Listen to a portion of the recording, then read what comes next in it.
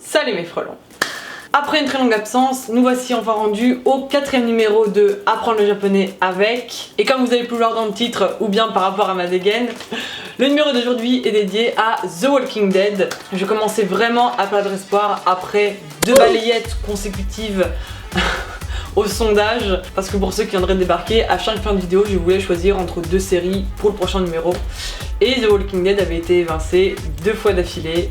Du coup c'était plutôt mal parti pour un numéro sur la série, mais nous y voici enfin, et en tant que fan de la première heure, je suis très heureuse de pouvoir enfin vous partager mon amour pour The Walking Dead. Pourquoi pas réconcilier certains avec la série, ou donner envie à d'autres qui n'auraient jamais osé sauter le pas de la regarder. En tout cas, comme d'habitude, ce format de vidéo est garanti sans spoil.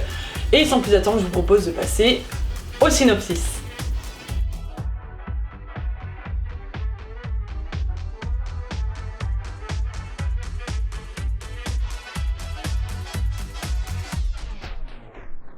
Donc la série débute dans l'état de Géorgie et suit l'histoire de Rick Grimes, interprété par le sublime Andrew Lincoln, qu'on ne présente plus, qui est shérif adjoint du comité de Kings. Et lors d'une intervention plutôt mouvementée, Rick se fait tirer dessus et tombe dans un profond coma de plusieurs semaines et découvre à son réveil que la population a été ravagée par une épidémie qui transforme les êtres humains en morts vivants, en zombies, appelés les rôdeurs dans la série.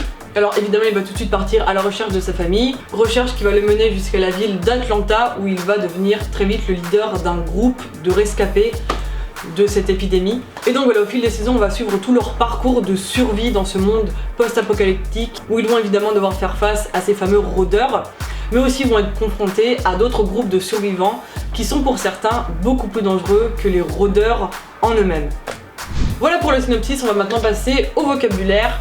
Donc toute l'histoire commence à partir du réveil de Rick Grimes après des semaines de coma. Donc ça nous permet justement de voir le mot coma, konsui, donc le kanji kon qui veut dire sombre, le soir. D'ailleurs c'est un kanji qu'on retrouve dans le mot tasogare, tasogare qui veut dire le coucher du soleil, la fin de la journée. Donc voilà. Personnellement c'est un mot que j'aime beaucoup, tasogare. C'est d'ailleurs le titre d'une chanson de Tokyo Jihen qui est un groupe séparé maintenant mais que j'aime beaucoup. Tasogare Naki, très belle chanson, mais bref, c'est pas le sujet. Et Sui qui veut dire le sommeil, donc on retrouve dans Swimming. On a également le mot Konsui Jotai pour dire l'état de coma, hein, quelqu'un qui est dans un état de coma tout simplement. Donc voilà, Rick Grimes qui tombe dans un profond coma et qui après plusieurs semaines se réveille dans un monde complètement post-apocalyptique. On ne sait pas ce qui s'est passé, on ne le saura d'ailleurs peut-être jamais, et ça me fait bien chier, je vous l'avoue. Moi j'aimerais bien savoir les causes. Mais bref, voilà, à son réveil, il se rend compte qu'il y a un espèce de virus bizarre qui a infecté la population et qui les transforme en morts vivants. Donc l'infection, infecté, c'est un mot qui revient extrêmement souvent dans la série, évidemment. Du coup, ça nous permet de voir le mot kansen qui veut dire l'infection. Kansen suru qui veut dire infecté. Et voilà, si vous avez le malheur de vous faire infecter, hein, vous vous transformez en zombie. Vous vous transformez en zombie. Et c'est pas très cool.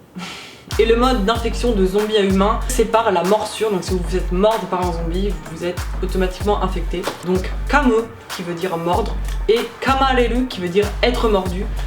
Donc ça aussi c'est un mot qui revient très souvent dans la série parce que je ne spoil rien, mais malheureusement beaucoup de personnages se font mordre par les zombies et c'est absolument dégueulasse à voir, surtout quand c'est ton perso préféré.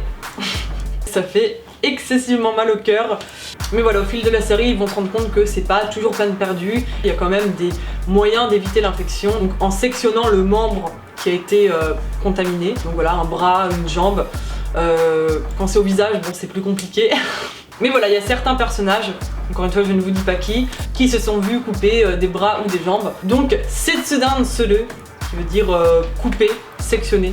Donc ude au Setsudan Sele, genre couper le bras. Ashi au Setsudan Sele, couper la jambe. Du coup voilà, du vocabulaire extrêmement joyeux hein, pour ce numéro sur The Walking Dead.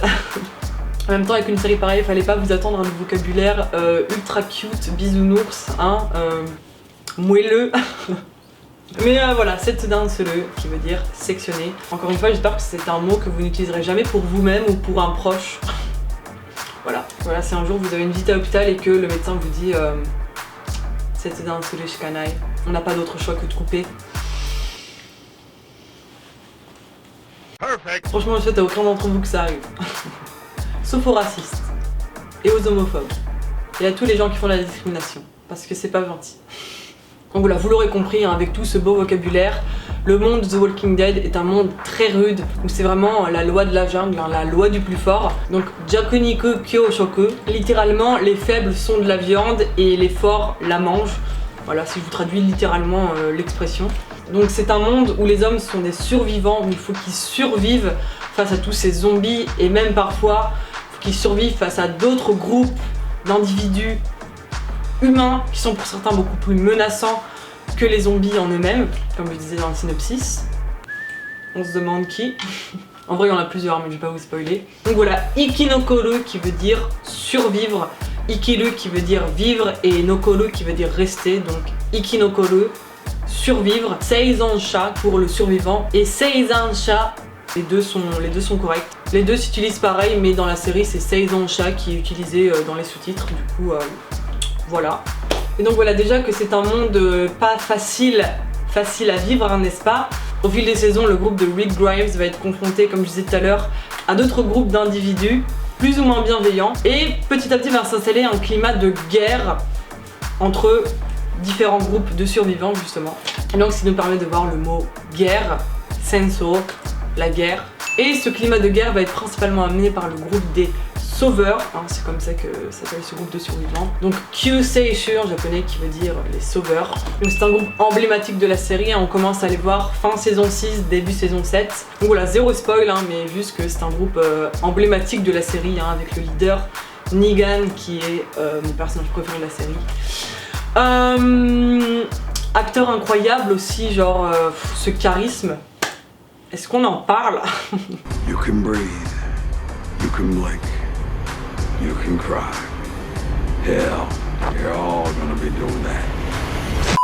Tous les groupes de survivants vont au fur et à mesure de la série essayer de se reconstruire, de reconstruire une petite communauté en passant évidemment par différents lieux parce qu'il y aura évidemment plusieurs péripéties.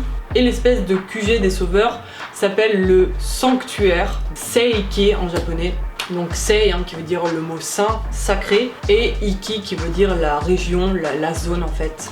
Et donc voilà, avant d'en dire trop et de partir dans le spoil, je vous propose qu'on termine le vocabulaire sur ce mot, Seiki, le sanctuaire. Voilà, c'est un mot que j'ai trouvé intéressant de vous partager, donc voilà. Dun, dun, dun.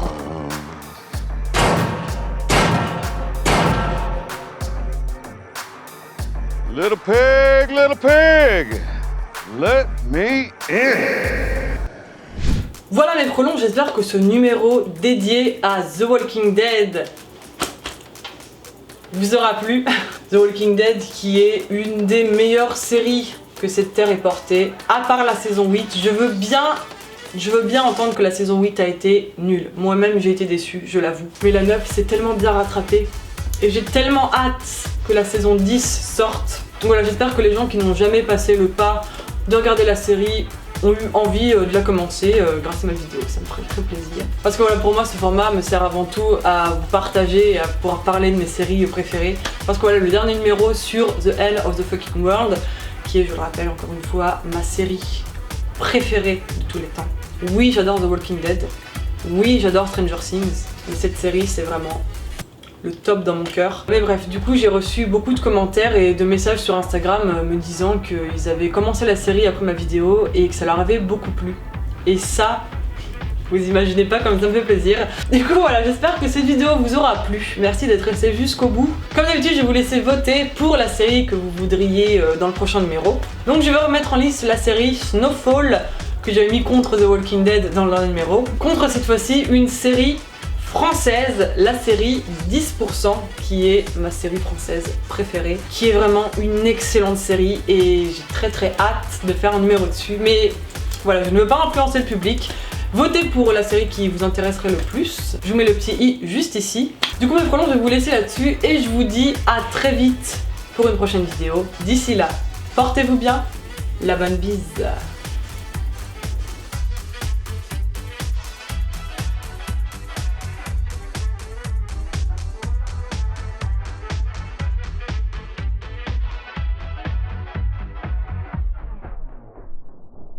Who are you? Oh, you better be joking.